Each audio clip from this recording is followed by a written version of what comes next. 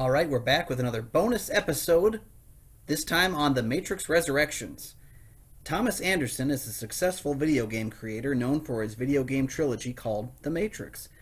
Mr. Anderson suffers from paranoid delusions, and he can't stop feeling like he's going crazy.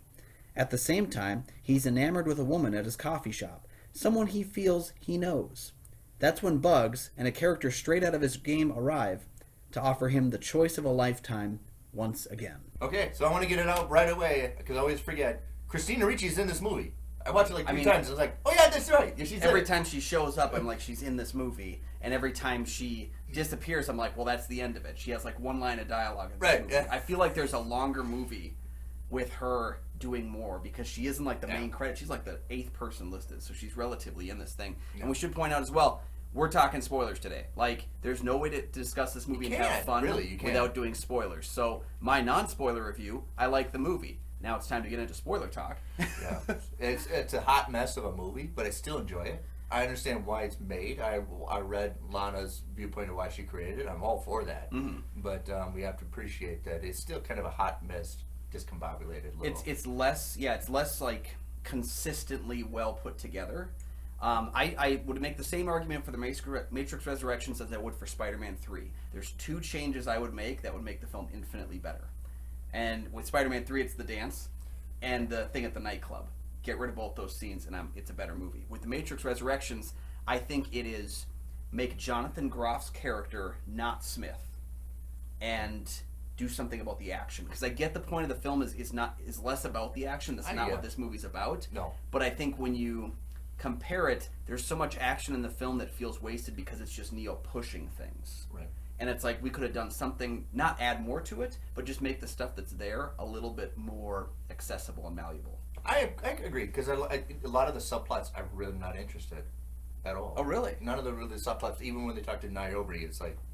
I was eating that up. I didn't have popcorn, so I could chew on that. But there was no, like, change. It's like almost a starch character, and she's just giving out her reasons being a starch character. There's really no change. But you have to go there, right? You have to go there. Mm-hmm. I view this more like Matrix meets A New Nightmare on Elm Street, right? It's almost like a story within a story. It's going to talk about its story and then complain about what people like about my story. Yeah. But also evaluate why I'm writing it, because she wrote that, Grief and Nostalgia. Yep. And she complains about people that have grief and nostalgia in the story. Exactly, yeah. So it's like she's combating it by... Her nostalgia is being on set making the movie, and her battle is against nostalgia in the finished product. Yes. And so that's why I didn't need more bullet time in the action. I just wanted something to kind of like spice it up. You almost get the sense that Lily, the director that did not get involved with this film, was maybe the one who was good at action. Just because her absence in the film feels like that. And it's not just the Matrix movies that had that. Speed Racer's action-packed. Cloud Atlas has some really great action pieces. Jupiter Ascending's best moments are the action. And it's a callback to all the action is almost a callback to all the nostalgia pieces. Yeah. And I think that's maybe the argument that she's making is like, you came here for the action because you want to relive that bullet time effect. Yes. And they even make fun of it constantly throughout the opening of the film. But you're not going to get the version of it that you want. And I respect that, but I do think in that era, like, I'd like to see, if you're going to show me Neo running away from all these swarms, if you will, show him actually doing something about it, even if it's in those final moments, you know? I would actually, I do like the movie, but I have a lot of problems with it. Like, I don't really enjoy any of the subplots. I don't really think of any interesting, it's almost like a vessel, like everything, okay, we need to put this, like putting a plug in. Okay, we have to plug in this, and that's what, but overall, it's an interesting concept. I think it was a nice concept of, you have Neo dead in Machine City. Why figure out some way to maintain him and use him, right? Yeah. Because he has all these powers that we don't really understand. Mm-hmm. And, of course, how we keep him inside of another Matrix is we have to recruit Trinity, too. So it's almost like it makes plausible sense. Yeah. And I would actually start the movie of them hacking into Machine City and retrieving him. And then going back. And then understand. But the whole call. At least hinting at the idea. Yeah, at least I would do it. But I don't have the power to do it. Right. When that scene shows up at the beginning and we see Bugs and and now Morpheus shows up instead of Smith and it's not Trinity inside the room, we see the same kind of like, I like how it plays off of that. It started the film in kind of a way where I was like concerned, oh crap, we're just going to tell the same story. Because that's maybe, and that I think calls to mind the central argument of the film then is that you want the same story. There's a difference. The film is also being compared to The Last Jedi, because while Force Awakens kind of hit the same story beats, and it was a good movie, but it's kind of the same story in a lot of ways, The Last Jedi subverts all those expectations and says why we need to move forward instead of back. And I think that's where the film kind of has its best footing, is where it does move forward, the story. I think Lana is trapped in the point of she wants to make a new story, but she's trapped in the confines of expectation of what the audience wants. Mm-hmm. And then she's evaluating that maybe let's see what I want to put with these characters rather than what you want. Obviously, you want bold time, you want action, you want all that, or you know the themes of these stories. Where this is what I want to do with this, and just kind of go with it. Yeah. This story was written by 3 people, collaborated. David Mitchell, who you know from one of your favorite movies, Cloud Atlas, probably brought in a cinematographer. He did Cloud Atlas too. That cinematographer is not Bill Pope; it's John Toll. Yep. And he had dual partnership. Another person. Yeah, I think one of them, I didn't take a note on the original guy, but one of them left because of COVID shutdown. There were some concerns about family, like his family being like in contact with him while he's on a movie set. Totally understandable. And I think Bill Pope specifically, I'm just going to guess right now, I don't think Bill Pope wanted to work with him. I don't think because so. he had this big thing he'd said online, where he said that in the first movie it felt a lot more like a fluid like movement, whereas with Reloaded and Revolutions, I think the Wachowskis had read some books by like Kubrick about his shooting style and how he was like constantly doing multiple takes and like deconstructing everything while he was making the film, and so they kind of took that idea to those sequels, and he did not have fun making them. But it is a gorgeous looking movie. Yeah. No matter what else you can say about it there, it is still like has that central view to it that's very kind of fluid. This is a little bit more dreamy of a Matrix. It is a little more dreamy. It's a little more cleaner. Yep. A little more clean. Even when they go inside like the relic, inside the machines where it's supposed to be reality, it's a little more cleaner than I remember. Well, and I like the idea, like, again, back to that idea of moving forward instead of back, because I think when the film does showcase that it's being moved forward and the story is developing further instead of going into those nostalgic elements, it's at its greatest strength. I like that the machines, that there's impact from Revolutions. The machines and the humans have a shaky truce, where some machines have decided to live amongst the humans, and we've got like these weird like robot creatures that are kind of like building themselves, and they're almost like equals. I like that. That pixelated, right. And I like that the machines have now like, okay, you're allowed to offer them a choice. If they want to stay in the Matrix, though, we're going to keep using them for power, or you can allow them to jump back out. I like that we have the forward movement of programs existing in the real world through that little like pixelation device. I think that's really cool. Everything where the film moves forward and shows that Neo's journey in those first 3 movies had an impact. It did change things. Maybe it didn't change everything, but I like the idea that a person, even someone who's not the one, can have a significant impact on the world. It's a very simple idea, but it's powerful nonetheless. Yeah. Even though I'm overly enthusiastic about the script, I think the script is a little more green. It's a little more it just feels very first drafty.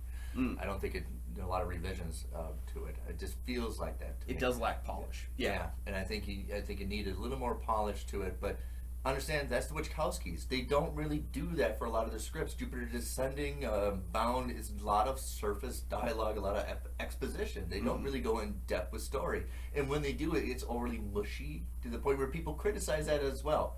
So I'm not going to harshly criticize them that you don't have a lot of depth in your characters. They're kind of known for that, and they do kind of stay with that.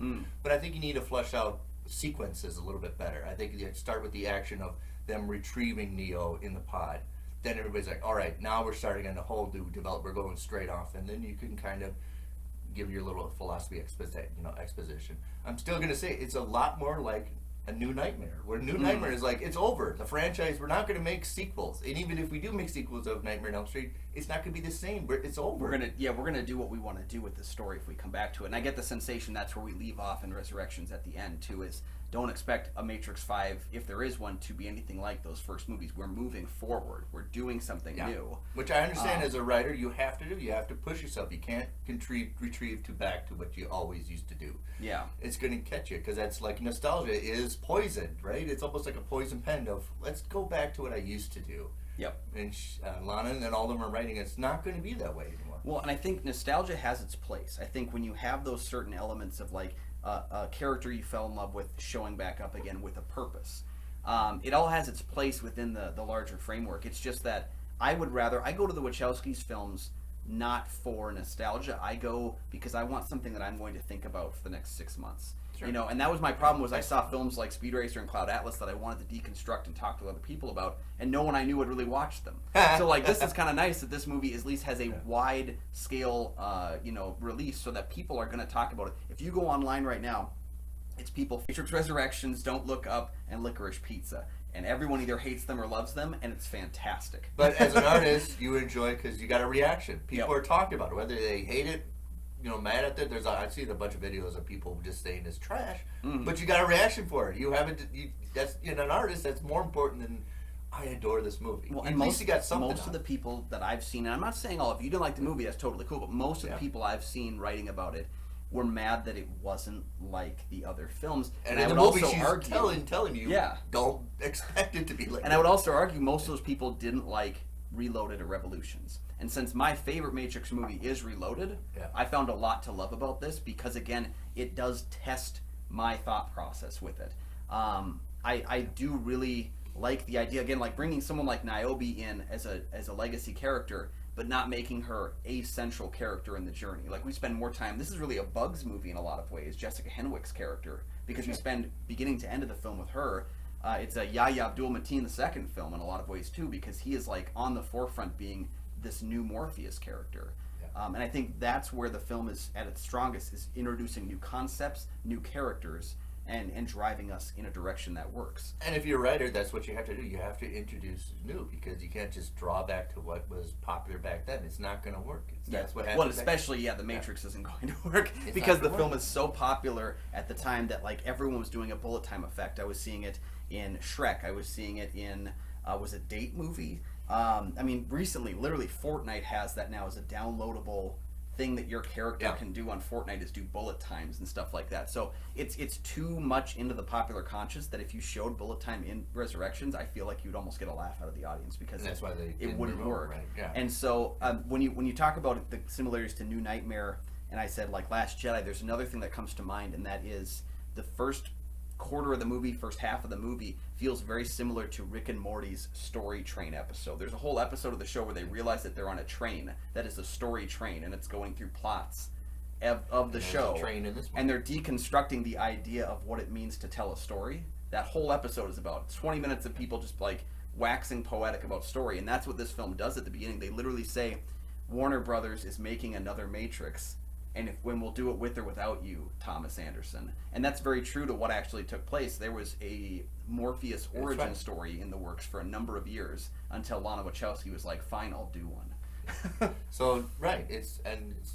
you get your grievances out, but then grief is also another danger to write a motivation to write another story, right? Mm-hmm. Because then you're going to harken back to the trappings of, oh, I missed this person. So, right. And in fact, they even have a train in this movie. It's almost like Train to Busan in this. Yeah, that moment when they come out, and again, that showcases the lack of action, I think, is because that train looks like a great set piece. And I actually really think the swarm idea, if utilized correctly, could be something really cool. It's just not used as much as it could be. Instead of having agents, we have a programmable swarm of people. Though, again, going back to the things that they changed, I like that this is a new Matrix. Like, at the end of Revolutions, we destroyed Smith, and now we've restarted it again. This is the 7th iteration, if you will, of the Matrix. And I like that, again, we're accessing something different. And then you can have differences. You don't have to have agents. You could have swarms. You don't have to have architects. You can have analysts. And so this is a new attempt at kind of creating a utopia where people don't want to leave. And all those references to giving Neo the blue pills that he takes every day. That's a brilliant piece of using a symbol in a different way. Yeah, and then he dumps it down a sink that they can't do. So, there's a lot of things. Those particular comments I do. It's something refreshing, new, and we're not going back to what we used to do. It's not going to happen. Mm-hmm. But also, there's a lot of flatness to this. That is just like, all right, we're going to talk at this altar for about 10 minutes. That kind of Lord of the Rings kind of a thing. Mm-hmm. That it's like, just go. But we're going to stay in this moment, and they've done that before. The Wachowskis hold on to scenes and make you observe when you just like, let's just cut it. See, I'm completely the opposite. I know you are. Give me all that exposition dump. I've had people complain to me for years about that architect scene in Reloaded, where they're like, all they're doing is just saying that all of this is meaningless for 20 minutes, and I'm like, that's great. Well, he's trying to hold him there before he can escape. Yeah, he's trying and to. all this exposition dump for me is that's what I come to these movies for. You know, I'm there for that even more so than the action. I'm the same way when people are like, why do you like the Saw movies? I'm like, I like the mythology, not the people ripping their arms off. Yeah. I'm the guy in The Matrix that was all there for the Merovingian talking about making a cake. I do, and I do like that exposition. I've seen the Merovingian, you know, consequences and truth, force, and action, all that stuff, and it's done very well. But there's this kind of like flatness to it. For me, that's what I felt, and I just was not interested in any of the subplots presented. We know they're going to get caught up, and they're going to come back together. Yeah, I think maybe the predictability of the main plot was what kind of. I was wondering where we were going to go, and the only part of it that surprised me was that the film telling us that it actually isn't about the one. The prophecy of the one isn't as important as the prophecy of the two. No. You know, the two people that can come together and actually, like, this is literally a love conquers all story. You know, I mean, it's a relationship story. I could take a bullet out of you because I love you. Yeah, and so I appreciated that about it. I liked when it was a great theater experience too, because watching this in a theater, there was people there that were literally screaming out loud with like excitement about the movie, and people laughing at the right moments. I think I wouldn't have known all the comedic bits were intentionally comedic until I heard them in a theater with other people laughing at them. I think tonally, this is probably the most fun Matrix in terms of just like, not being as overly serious. We're not talking about the destruction of humanity. We're talking about two people trying to wake back up again. I think one of the things I'm probably itching for is a really creative, interesting protagonist. The Matrix always had, even if it was the agents or the Sentinels or something inside the machines that was really a threatening danger. I never really sense that any of those characters were really in a profound sense of danger at the time. Even though Jonathan Graf looked like he could be a spree killer at any moment in the movie, I think that's what kind of people harken that they need. Star Wars. We like Star Wars because the villains, Darth Vader, Batman, the Jokers, and I think this one just doesn't have a very enticing, threatening protagonist that we all kind of expected. So that's why I go back to like Jonathan Groff as Smith. I think Groff is actually a solid actor. I just think when you turn him into Smith, he becomes compared to Hugo Weaving Smith. Yeah. And I think one of the arguments I would say is, as much as I like the Smith that can turn people into him, I think that story needs to be done. And so I think if you had said maybe that he was the new iteration, not that he was specifically Smith, but like the new police, a reboot or something like that. Because I really liked when they said apparently Lana tried to get Hugo Weaving to join the cast, and there was conflicts with scheduling, and of course they freed up because of COVID, but by then they'd already started shooting with a replacement, being Graf. I do think keeping Smith, if you had Hugo, might not be so bad, because I like the idea of his other guy that he works with making his games is Hugo Weaving Smith. Is his partner in making the video games. Yeah. I like that those, like, the good and the bad have kind of melded. They're both the creators in this way, but having a different actor play Smith just makes you compare him to Smith, and he comes off more cartoonish than anything else, and that's frustrating to me, because I like Graf, but, like, give him a different character then. Whereas, like, Yahya Abdul-Mateen, he plays a great, not Morpheus. Whereas Graf, it's so comparative then, and he doesn't hold a candle to Hugo Weaving. So we're going to be probably split just like America. I mightily like the movie. I appreciate the concept of it. I understand the reasons for it. As an artist, you want to do the expressive, but overall, I think there's just a missing component of just being almost flat to me. I don't really enjoy any of the subplots for you, but for someone who really enjoys Matrix, you enjoy where it went. So I really like most of the movie. I like it more on a second viewing, and that's the beauty of having HBO Max, is that now I can, like, through the next month, I can watch it a couple of times at least. Because I've seen it twice now. I liked it way more on the second turn. Too. And I think I'm going to like it more in the third turn. And what I'm really curious about is, before seeing this movie, I'd watched the other films, like, in the recent, like, month or two. I'm curious to see, with time, rewatching all of them together and seeing how this one fits into that wider narrative a little bit. Because it is so anti-Matrix of a Matrix movie, how does it feel when you put it with the others? Like, actually put it there, knowing where it's leading? That's what makes me curious. But overall, I always say I appreciate ambition. Ambition wins me over than lackluster, the same beats over again. I really enjoyed this film. It's not in my top 10 of the year. I think my anticipation was so high for it. but I do think that it's a movie that I will go back to when I need to have my mind melted a little bit more. And maybe it's just, I don't think, I've seen it twice, and I don't think I've seen enough that I wanted to see it. So. Fair enough. Yeah, and I think that's part of the whole American consensus. There are going to be people that really enjoy it and people really opposite. I really like the component of it, to being an anti-Matrix, and I'm going to be a writer and expressing, this is where we're going to go. Don't do what I'm not going to do what you want me to do. I'm going to do what I want to do. Yeah, except like please make Speed Racer 2. Speed Racer. We deserve it, we've earned it, and we want it. But what do you think about The Matrix Resurrections, folks? Did you love it? Did you hate it? Are you somewhere in between? If you watch it without an opinion, I don't know, you got to be dead. Yeah, exactly. There's no one walking out of this movie just going, meh. It's very going to be much like hatred or love. Yeah. And where is your Matrix rankings? There are 4 films, 5 if you count the Animatrix. Give us your rankings down in the comment section below, what you thought of this film in relation to the others. We'd love to hear your thoughts on it as well. Would you like to see another Matrix film, or would you like to see? We haven't done one yet, so else? if you join Patreon and you click and you can tell us, then we'll we can do that one too. Fair enough, yeah. And while you're down there, don't forget to like and subscribe. It helps out the channel quite a bit. And click on that Patreon link. Check out the different options we have available on Patreon. We're coming to the end of 2021. We've got like a day or 2 left of the year, so take your opportunity to join that Patreon now. People who do join the Patreon before the end of 2021, which we're counting the minutes, we'll have a chance at getting a free Patreon selected episode next month. Thank you all for joining us, and then once again, you can find my film reviews at goatfilmreviews.com. I'm Nick from the St. Paul Filmcast, and thanks again for watching.